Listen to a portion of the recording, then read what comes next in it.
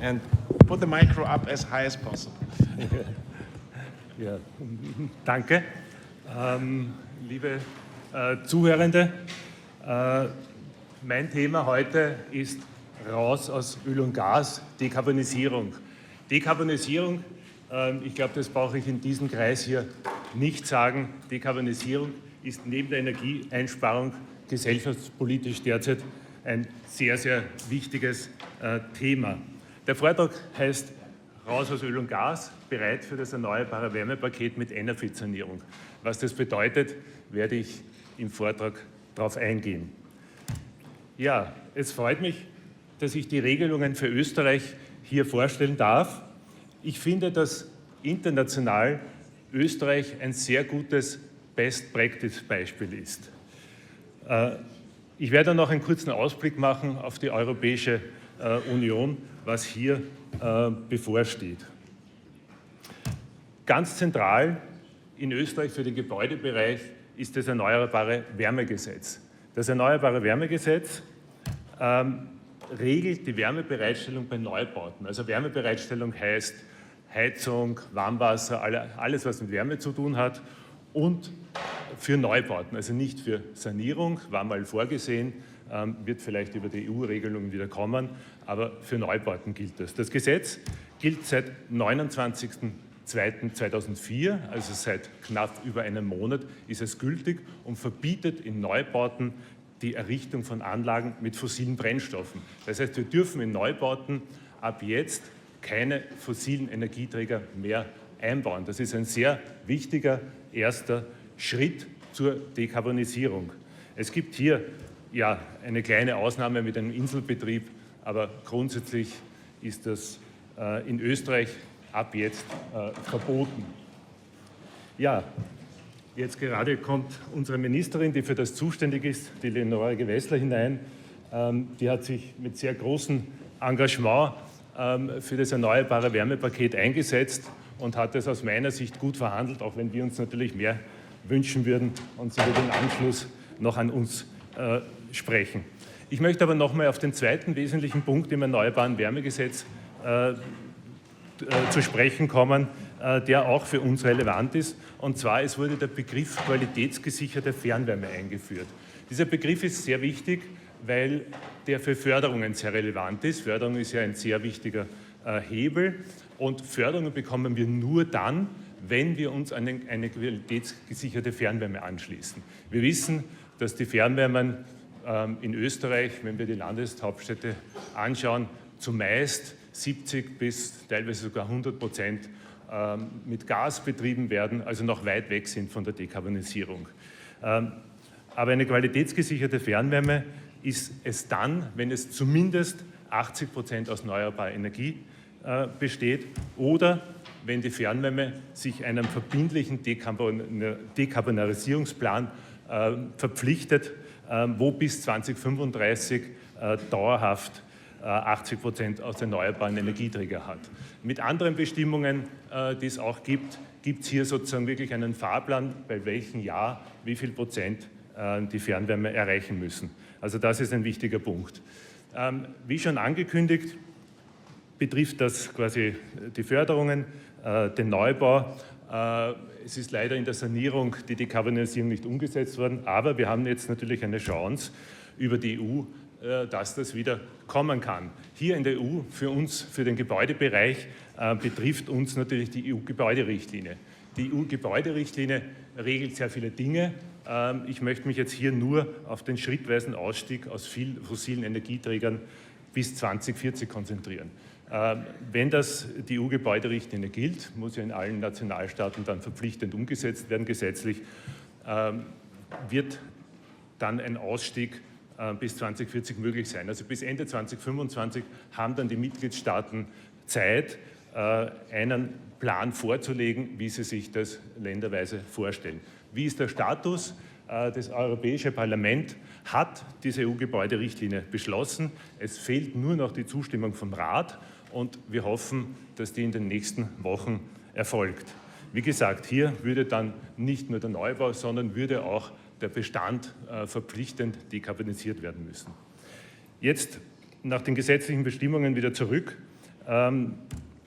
Zum erneuerbaren Wärmepaket.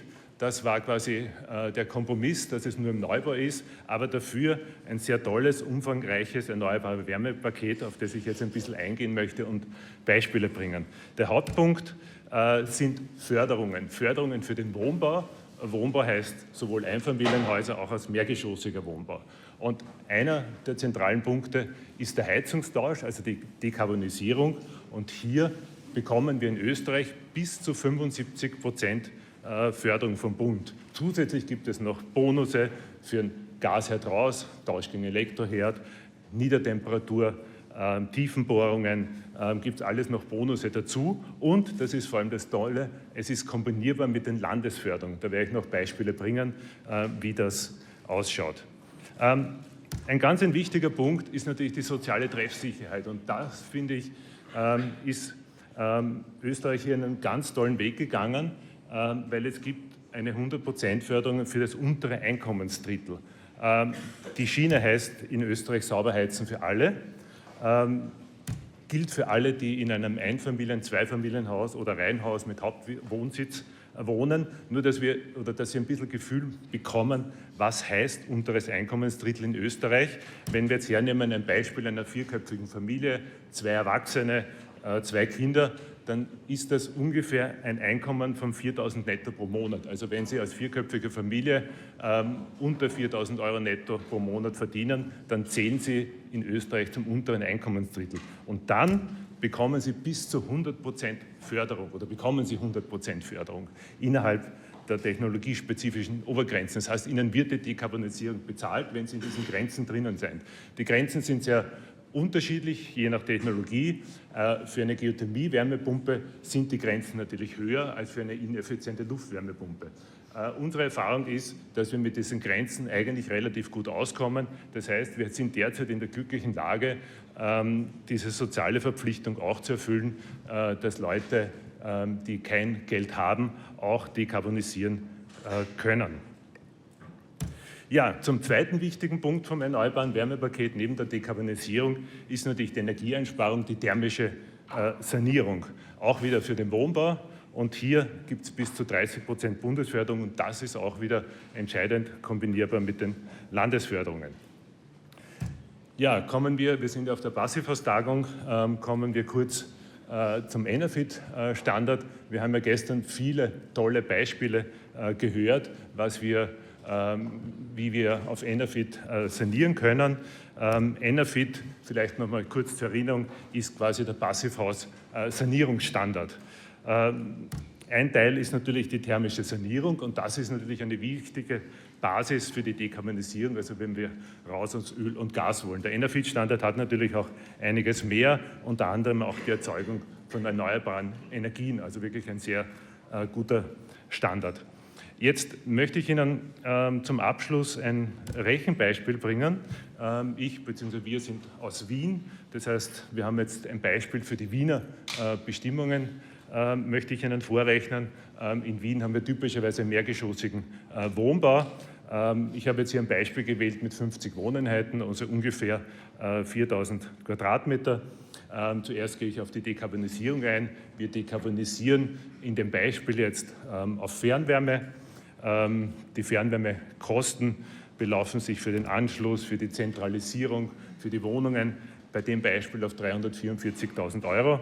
Und jetzt bekommen Sie Förderungen. Sie sehen in der ersten Zeile die Förderung für den Bund und in der zweiten Zeile sehen Sie die Förderung für den Land. Ich will jetzt nicht auf diese Rechenregeln oder wie das zu ermitteln ist eingehen. In letzter Konsequenz ist es eine Matrix, wo dann immer der niedrigere Wert zählt. Auf was ich eingehen möchte, ist das Endergebnis. Also ich habe immer eingeringelt, welche Werte zählen. Sie sehen, Sie würden hier Förderung von über 350.000 € bekommen. Das bekommen Sie nicht, weil die Kosten nur bei 344.000 € liegen. Aber Sie sehen, Sie können in dem Beispiel 100% gefördert werden. Wenn Sie jetzt sagen, das Beispiel ist fingiert, dann kann ich Ihnen sagen, unsere Erfahrungen, wir haben viele Projekte, ist, wir liegen immer irgendwo bei 80 oder 90% in Wien und auch nicht unüblich bei 100%. Also das ist schon wirklich ein sehr toller Anreiz. Ich meine, in dieser Runde brauche ich das nicht sagen. Wenn ich die Heizung tausche, ist es natürlich immer effizient gleichzeitig zu sanieren oder vorher zu sanieren. Die Stadt Wien, wenn ich mir einen Exkurs erlauben darf, hat sogar eine Regel drinnen, dass sie die Dekarbonisierung nur fördert, wenn das Gebäude schon einen gewissen Energiestandard hat oder auf einen gewissen Energiestandard saniert wird. Beim Bund ist das offen, also beide Regelungen sehr okay. Aber wie gesagt, ein wichtiger Punkt, immer gleichzeitig machen. Wir brauchen Dekarbonisierung und Energieeinsparung. Was heißt das jetzt konkret? Wieder an dem Beispiel, bleiben wir beim selben Beispiel, mehrgeschossiger Wohnbau. Wir haben jetzt hier förderfähige Kosten von 2,4 Millionen Euro. Also das sind jetzt die Kosten für die thermische Sanierung der Außenhülle. Also da ist jetzt nicht dabei Balkon oder Lift oder solche Sachen, aber alles, was ich brauche, um die Energie zu reduzieren. Was habe ich dafür für Sanierungsmaßnahmen? Als Sanierungsmaßnahme habe ich, wie schon gesagt, angesprochen den Enafit-Standard, also die Passivhaussanierung. Und mit der Passivhaussanierung erreiche ich natürlich die umfassende Klimaaktivsanierung. Das ist insofern sehr wichtig, weil die Bundesförderung, die höchste Förderstufe, zielt oder ist die umfassende Sanierung nach dem Klimaaktivstandard. Und es ist immer so, wenn Sie Enafit sanieren, dann erreichen Sie immer den Klimaaktivstandard. Also Sie kommen immer in die höchste Förderstufe hinein. Ja, bringen wir wieder die Förderquoten ganz kurz, die Bundesförderung, ich gehe nicht aufs Detail ein, die Landesförderung. Ich möchte auch wieder hier auf das Endergebnis eingehen. Sie sehen, Sie bekommen bei dem Beispiel fast 1,7 Millionen Euro an Förderung. Das sind 70%. Und das ist immer so, bei allen Projekten, wo wir sind, wenn wir Enafit sanieren, dann bekommen wir immer 65 bis 70% Förderung in Wien. Also Sie sehen, vorher bekommen Sie 100%, jetzt also für die Dekarbonisierung, bei der thermischen Sanierung bekommen Sie 70%. Also das sind wahnsinnig tolle Sachen und da bin ich schon beim Schlussresümee. Wer jetzt nicht saniert, entschuldigen Sie, wenn ich das jetzt so umgangssprachlich sage, der ist dumm. Danke für die Aufmerksamkeit.